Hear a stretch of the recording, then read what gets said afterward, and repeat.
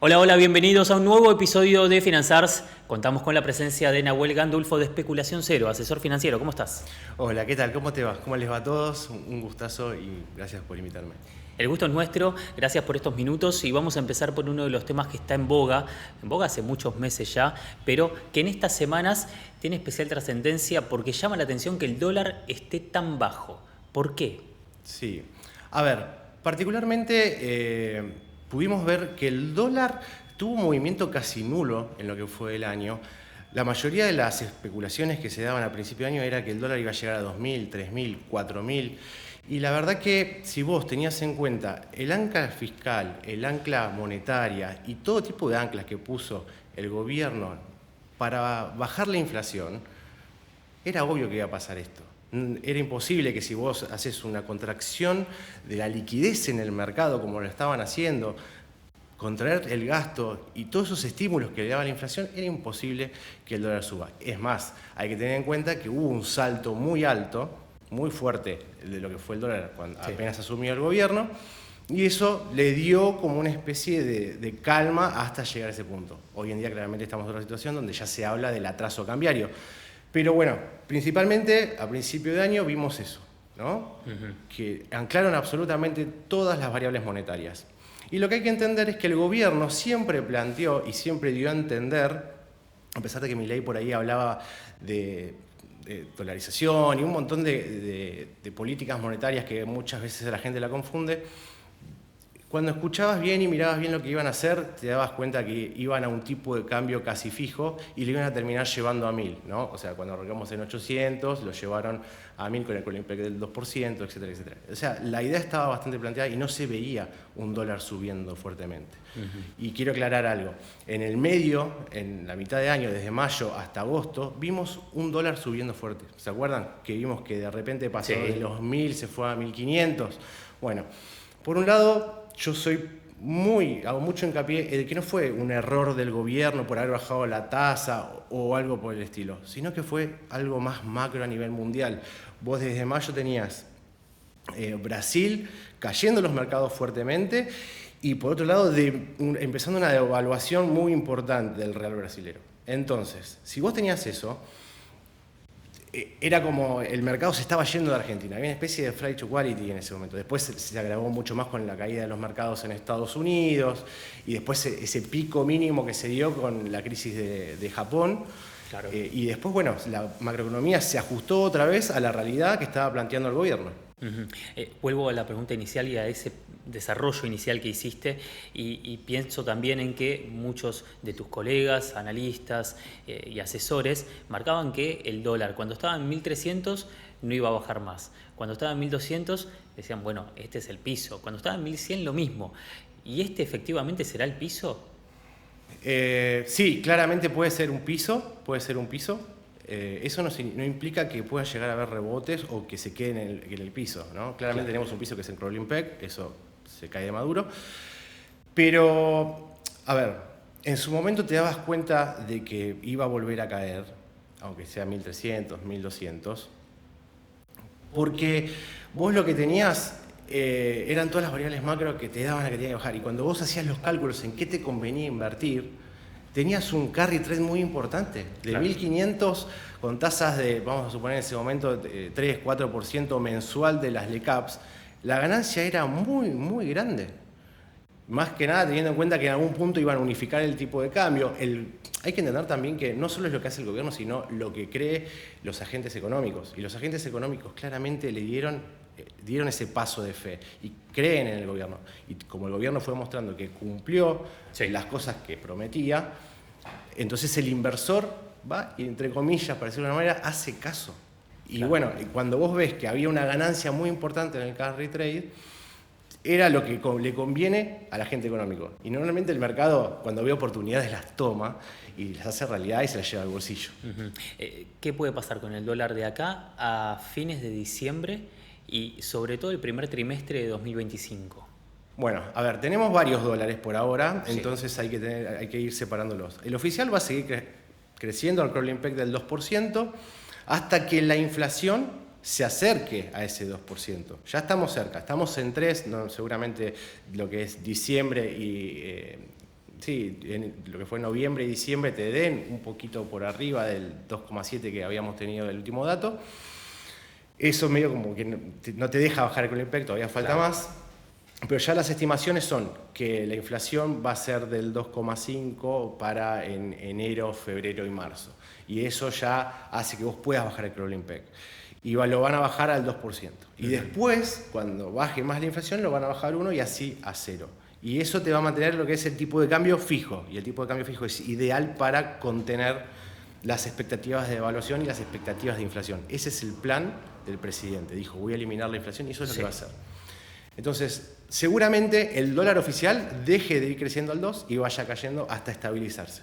Después, eso ya es más de un año seguro, tendríamos que ir a un tipo de cambio variable y eso va a depender de la demanda, la oferta y lo que los agentes económicos y el mundo te pida.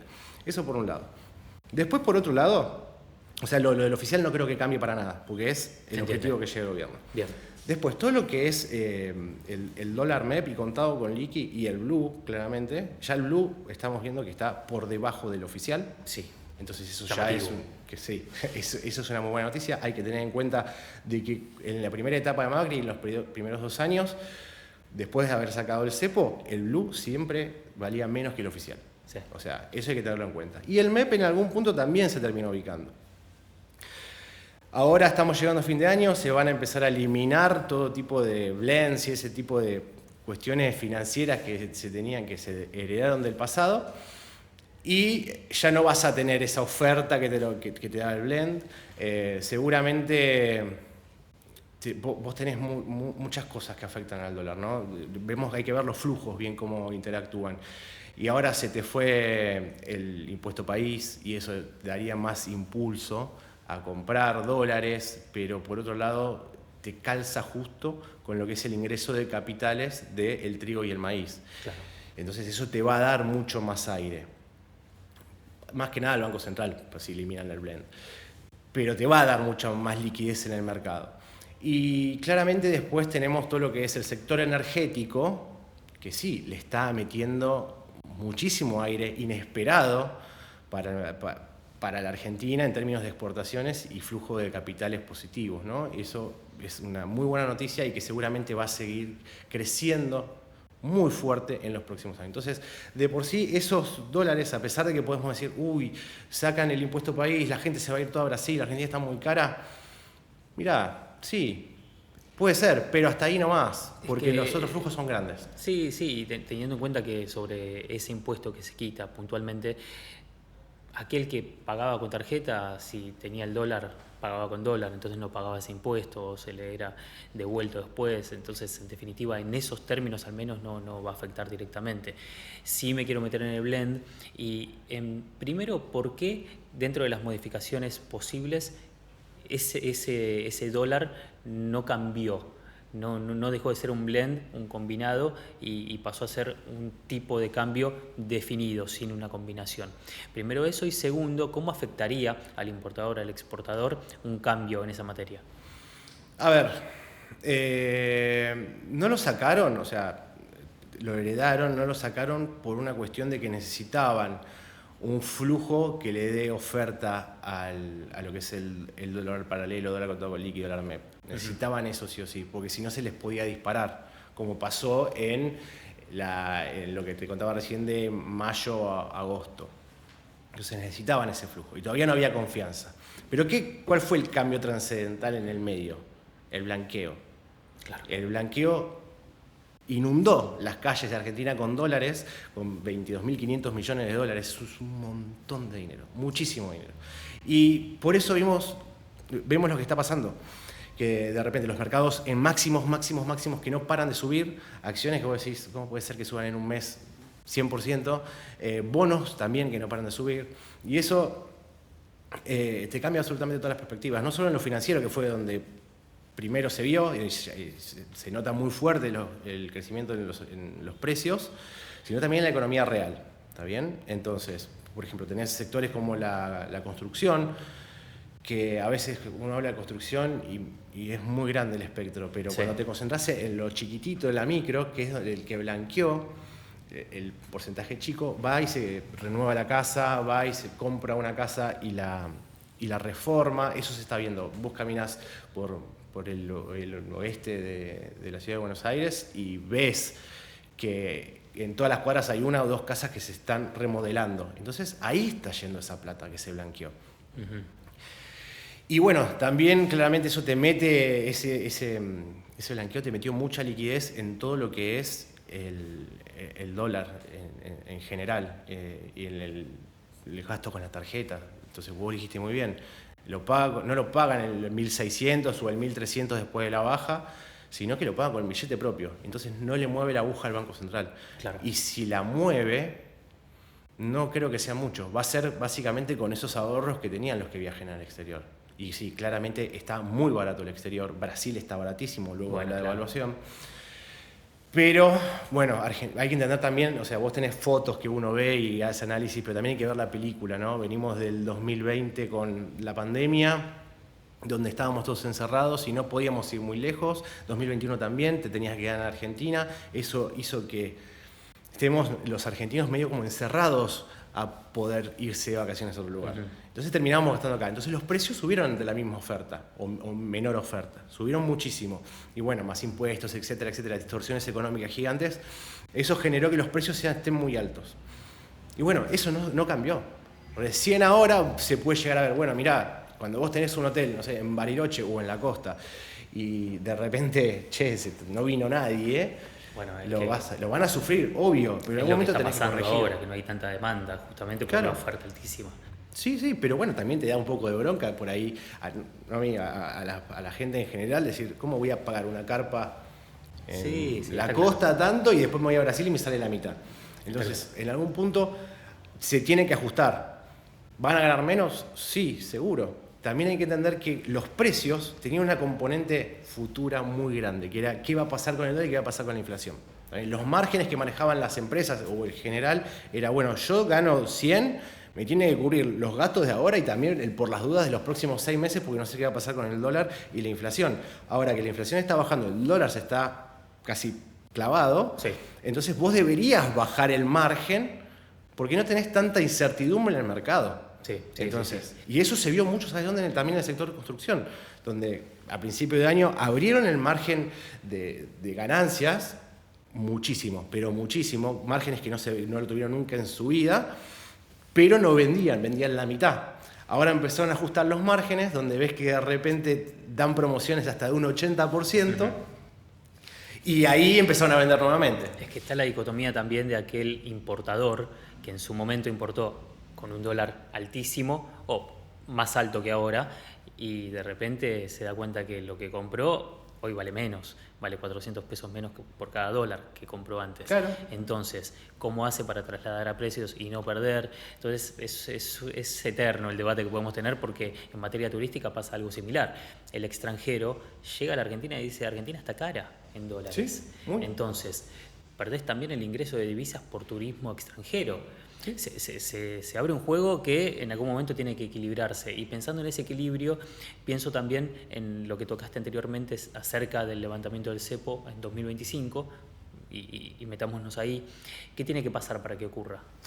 Bueno, lo dejó no hay que hacer mucho análisis, lo dejó muy bien claro Javier Milei y Toto Caputo lo dejaron muy claro. Tiene que bajar la inflación a nivel mundial, o sea al nivel de lo que maneja el mundo o Estados Unidos, uh-huh. O sea que sería la inflación importada. 0.2, 0.3. Mensual, claro, nosotros por ahí, o vamos a decirlo, 5% anual, bueno, que es lo que nosotros teníamos mensualmente como mínimo.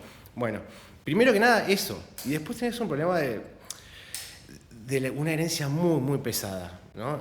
Se fueron liberando herencias, una fueron las importaciones que debíamos millones y millones de dólares por importaciones de corto plazo que se tenían que pagar y se mandaron todo en una cajita que se llamaba Bopreal. ¿Está bien? Eso fue una muy buena medida y liberó un poco. Igual lo tenemos que pagar los Bopreales.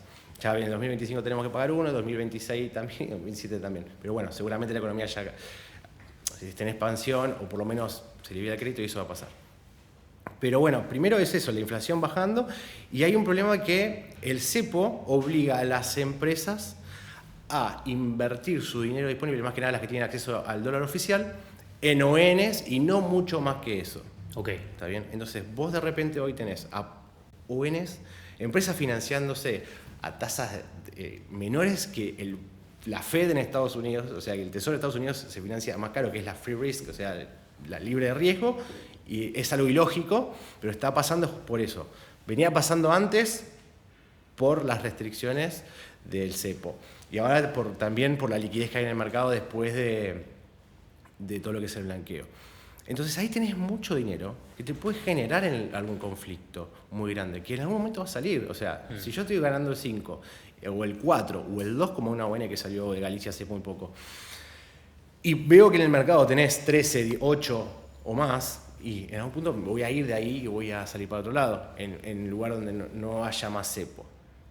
Después también tenés una cuestión de que si ves lo que es la cuenta corriente está negativa. Hay déficit en la cuenta corriente donde se están yendo dólares. ¿Por qué? Porque le están permitiendo a las empresas a liquidar dividendos, a pagar importaciones que tenían en el pasado, etcétera, etcétera, etcétera, sí, que hay una merma por ese lado. Entonces, ¿hay un peligro grande todavía? Sí, por supuesto. Entonces no creo que lo liberen ya. No, claro. Hasta que se cumplan las primeras condiciones, bueno, seguramente tengamos un par de meses más. Yo creo que el timing es muy importante. Vos lo tenés que sacar o en marzo, para que te entren también muchos dólares de la cosecha, etcétera, etcétera, etcétera. Lo sacás ahí antes de las elecciones de medio término. Eso es muy importante, porque te puede generar distorsiones muy grandes. O sea, conocemos a los argentinos. El argentino... La devaluación segura. Y sí, se te puede saltar porque los agentes económicos lo hacen, porque tienen miedo de que por ahí hay que entender algo, no es una cuestión política mía, sino de lo que piensa el mercado. El mercado financiero detesta al partido político que estaba antes. Fíjense, se lo ven las evaluaciones. Ganaron, bajó 50%. Se fueron y subió 200%. Entonces, claramente que unas votaciones adversas a este gobierno te puede generar un que otro...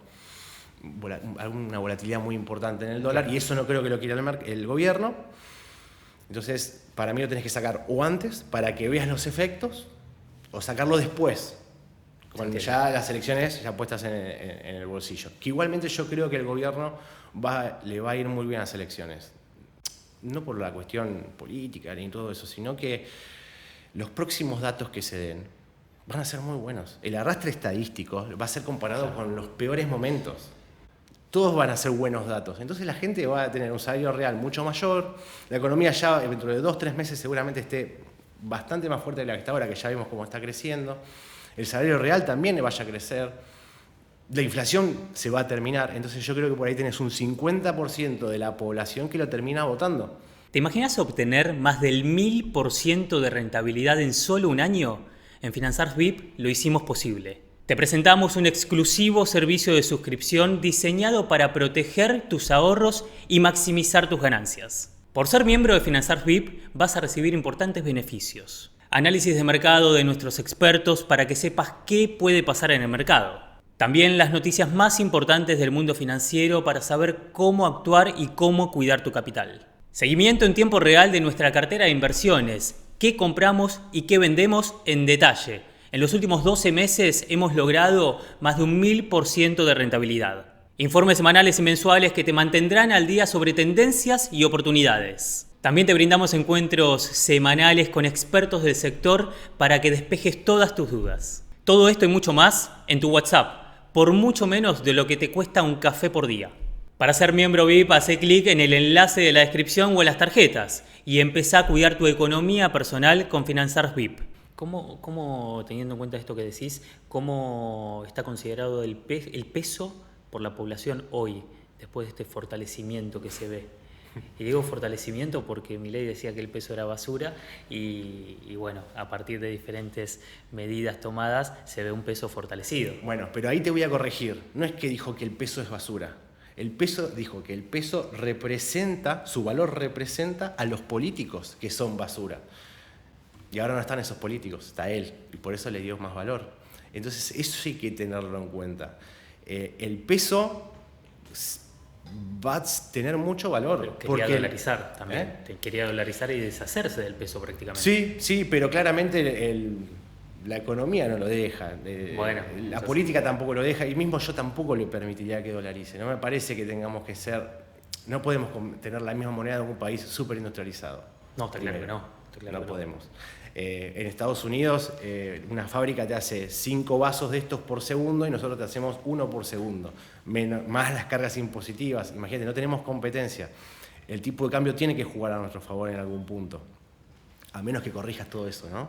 Pero necesitas muchísima inversión. ¿Por qué? Porque, vamos a ser sinceros, en los últimos 15, 20 años, el crecimiento de la inversión no fue grande. Ni siquiera te diría que cumplió lo que tenés que cubrir por año para las amortizaciones. Claro. Entonces, vos conoces empresas que por ahí tienen la misma máquina de hace 20, 30 años. Y en Estados Unidos las cambian cada 3, 4 años esas mismas máquinas, comparando una misma empresa que haga sí, lo mismo. Sí, absolutamente. Entonces es imposible competir. O tenemos que meter muchísima inversión, o tenemos que tener algún movimiento del tipo de cambio, aranceles o lo que se te ocurra, cualquier jugada monetaria para poder ser competitivos. Entonces, perdón que te interrumpa, pero entonces, ¿cómo se para el argentino ante este fortalecimiento del peso?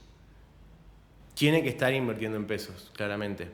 No le veo otra. A ver, yo fui muy criticado a principio de año cuando dije, chicos, busquen tasa fija. Todavía no estaba armada la curva de tasas de las LECAPs, todavía no había ninguna LECAPs, y yo decía, tiene que salir una curva de tasas en pesos fija para que va a ser el lugar donde invertir. Entonces vos, el que primero compró la UN, la LECAP, ganó fortuna. Estaban al 100, 80, 90, claro, así sucesivamente, de tasa. Y el dólar clavado fue ganancia en dólares. Entonces, eso tenía que pasar, iba a pasar, pasó. Nadie me creía, fui muy criticado en algunos videos, me acuerdo que me saltaban al yugular. Pero bueno, ahora también va a pasar, va a seguir pasando. Igual ahora el número es mucho más finito, ¿no? Tenés LECAPs al 2, ahora bajo la tasa de interés del Banco de Referencia del Banco Central, entonces la tenés al 2,60, 2,70%. ¿Está bien? Un crawling peg al 2%. Los bonos SER también ahí muy cerquita, o sea, inflación más 5, más 9, dependiendo del bono, la duration del bono. Entonces, el número está muy, muy finito. Pero, teniendo en cuenta todo lo que te acabo de decir, yo no veo que el dólar oficial siga creciendo, entonces va a estar totalmente clavado ese número, no lo veo subiendo. Puede ser que suba un poquito por cobertura. Mismo yo estoy recomendando hoy en día ir un poco de cobertura en dólares, no porque el dólar vaya a subir, sino porque está barato y porque los otros activos están caros. Claro.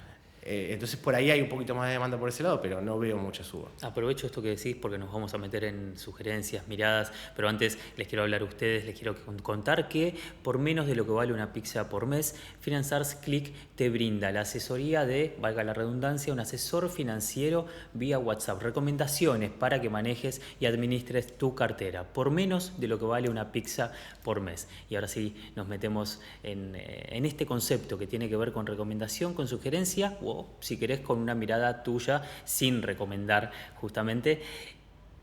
Y hablabas de dólar, hablabas de comprar dólar porque está barato y hay otros activos que están por encima de su valor al menos estándar.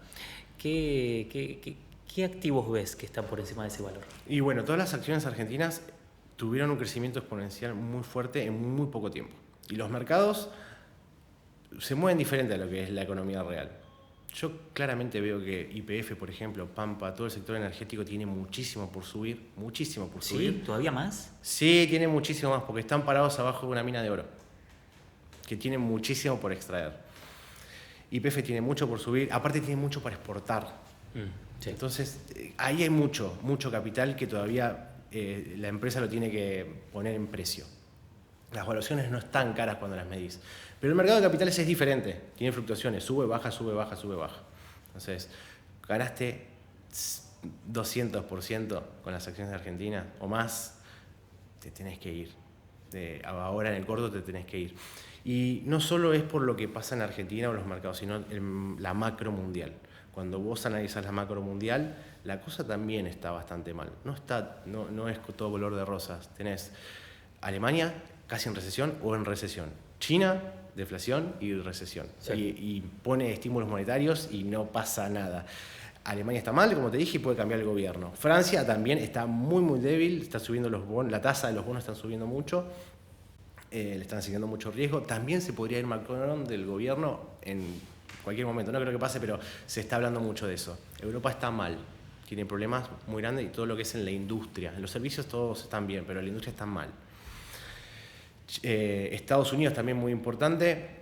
Yo creo que hay que ver qué pasa, pero mientras mantenga la tasa de interés tan alta, puede generar una crisis de deuda muy grande, como ha pasado con México, con Rusia o en los 90, donde vamos a una crisis de deuda importante en algún país, alguno va a caer alguno, si la tasa no la bajan. ¿Por qué? Porque todo el mundo está súper endeudado y con mucho déficit. Igualmente, esta proyección de tasas de interés de Estados Unidos ya estaba justamente proyectada, ya se veía que iba a estar en estos números. No, el mercado la ve que espera que baje desde hace año y medio, más o menos, y no bajaba. Y los mercados seguían subiendo igual. El mercado sigue esperando que bajen y parece ser que el nuevo gobierno que va a entrar de Donald Trump con Powell en la Fed, están medio peleados. Sí. Entonces, nosotros vimos cómo de repente Powell le faltó decir, de acá me sacan con los pies para adelante, faltaba decirle eso y decir de repente, un mes antes, tenemos que bajar la tasa rápidamente, y bajaron 0,5, 0,25, y de repente elecciones ganó Trump. Bueno, no sé, tal vez no hay que bajar la tasa de interés. Me parece que hay una jugada política aparte de la económica. A partir del triunfo de Trump, sí, en el último año y medio, Powell venía pronosticando cuál iba a ser el porcentaje o los puntos porcentuales a bajar. Y dentro de esa especulación, ¿cómo toma el mercado hoy esta jugada política que estás describiendo vos? Está muy difícil. Yo creo que se van a equivocar, los mercados se van a equivocar porque pricean un gobierno de Trump gastando mucho, bajando impuestos. Eso te mantendría la tasa alta, porque una cosa es la que te maneja la Fed, te dice, bueno, te pago 3, te pago 2, te pago 1. Y otra cosa es la que maneja los mercados, que son las de largo plazo. Y esa es otra cosa totalmente diferente. Si hoy están priceando de que pase eso, de que gaste lo mismo o más y recaude menos con bajar impuestos. Y si es al revés y terminan, Javier Milei y Elon Musk son muy amigos o allegados, Trump también, le piden los teléfonos de Sturzenegger y si hace todo lo contrario, bueno, y si empiezan a hacer lo que están acá y empiezan a bajar el gasto o a hacerlo más eficiente, bueno, por ahí cambia la perspectiva y no tenés un aumento de precios en la economía o ese tipo de cosas que se está hablando tanto. Es que Trump cree en el Estado. Esa es la diferencia con Milei. Cree en el Estado, pero por la gente que se está acercando a él, cambió muchísimo. Porque sí, cree un Estado protector y claramente él te va a marcar y nosotros ya vimos cómo él te va guiando, tradeando el mercado, te va diciendo pasa esto, pasa otro, le pongo arancel, se pelea con todo el mundo. Es su forma de ser. Pero yo creo que con la gente que se puso alrededor puede cambiar la historia. Pero bueno, a mí me preocupa mucho más Europa, donde quiere bajar la tasa de interés porque está cayendo la recesión, pero están aumentando los precios. Claro. Y pueden llegar a tener un problema muy, muy importante. Estabas hablando antes de, por ejemplo, YPF y otras acciones, metiéndonos en el Merval de lleno. ¿Qué ves en otros sectores que no sean el financiero y el energético? El financiero y el energético son los mejores, claramente. Lo financiero tiene mucho por ganar también, porque tiene que crecer muchísimo el crédito y están haciendo todo, el gobierno está haciendo todo para impulsar ese sector. Entonces el financiero y el energético tiene muchísimo por ganar y el resto yo no le veo mucho. Muchos hablaron de todo lo que es campo y el campo no va a salir adelante con estos precios de los mercados internacionales y mucho menos con las mismas retenciones que supuestamente algunos están esperando que bajen, que no bajaron.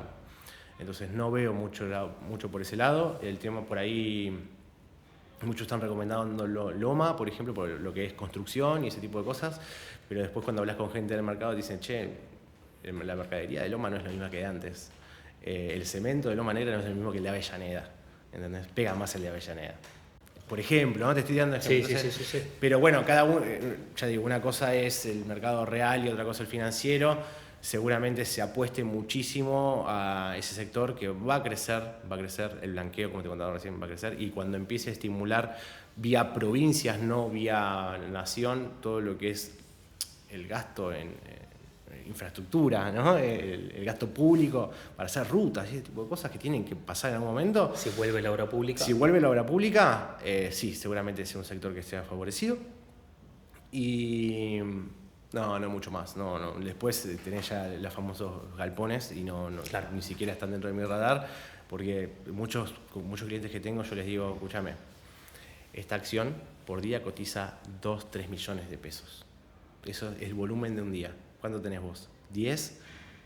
Lo que te va a costar salir de ahí. Porque si vos metés los 10 de una en algo que cotiza normalmente, no sé, 2 millones por día, salís con 10, te hace bajar el precio muchísimo. Claro. ¿Está bien? Entonces tenés que estar todos los días metiendo un puchis, terminás con una semana, 2 semanas poniendo eso y te podés comer cualquier baja en el medio. Entonces yo directamente ni entro en eso. No puedo, con los clientes que manejo no puedo recomendar ese tipo de activos. Son volúmenes chicos. Claro. Vamos a bonos. Sí. ¿Qué estás viendo en bonos que crecieron y qué expectativa tenés para los próximos meses? Para los próximos meses, a ver, de corto seguramente tengamos, si sacamos ese escenario muy malo que te mostré hace un ratito, si va todo normal, sí. Los bonos, la curva hard dólar, seguramente tengamos subas todavía. Tenemos que llegar a un riesgo país que esté en torno al promedio de Latinoamérica, ¿crees? Tenemos que estar en torno al 500, 300, 400 de riesgo país. Eso te da mucho lugar para el crecimiento de los bonos. Hay que ver algo, yo veo mucho en los medios hoy, en las redes, que se habla de que te conviene el bono largo porque tiene más duration. Guarda con eso, porque sería asignarle la misma tasa a todos los bonos. Y hay que tener en cuenta la estructura temporal de tasas de interés y una curva normal, donde la de corto tiene que tener menor tasa que la de largo. Claro. Y las de corto, hoy como el E30, el E29, todavía tienen mucho más recorrido por hacer. Hay que ver, eso te lo decía hace 2-3 meses con una tasa del 20-30%, hoy ya en torno del 13-11%, bueno, claro, por ahí tenemos que ver otras cositas. Hay que ir midiendo mucho, pero todavía tiene mucho por crecer.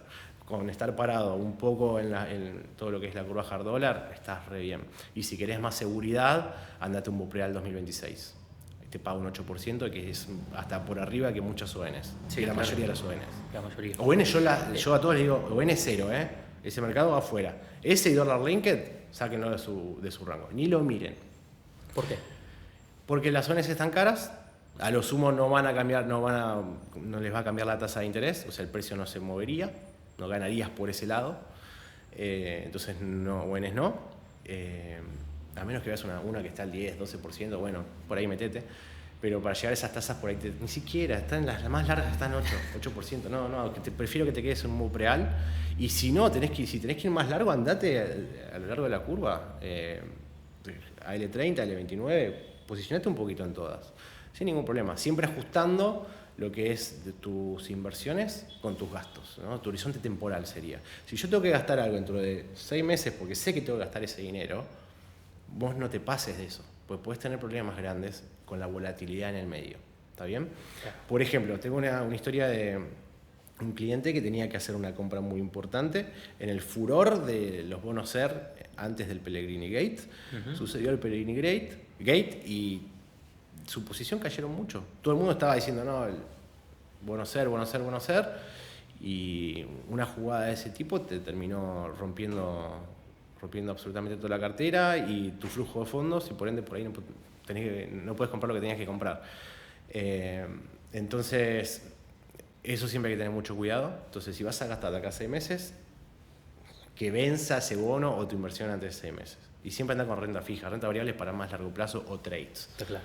Y eso es muy importante, ¿no? Para mí, siempre todo haciendo un hedging con tus gastos. Sí. Y bueno, corto, ya te dije, Bopreales, sí, 30. Sí. Y si querés buscar un poquito más para diversificar la cartera, algún que otra bono SER, claramente, con una tasa al precio de hoy arriba del 8%, 9%, sí, si es posible. Tenés hoy algún TZX o algún TX26, seguramente puedes encontrar. Y bueno, el de CAPS, sí, está todo es algo, si lo tenés hasta el finish, te va a seguir dando muy buenos rendimientos, pero ya no son los mismos que te da al principio de año. Clarísimo, Nahuel, gracias. Bueno, gracias a ustedes, un saludo. Y gracias a ustedes también por estar una vez más con nosotros.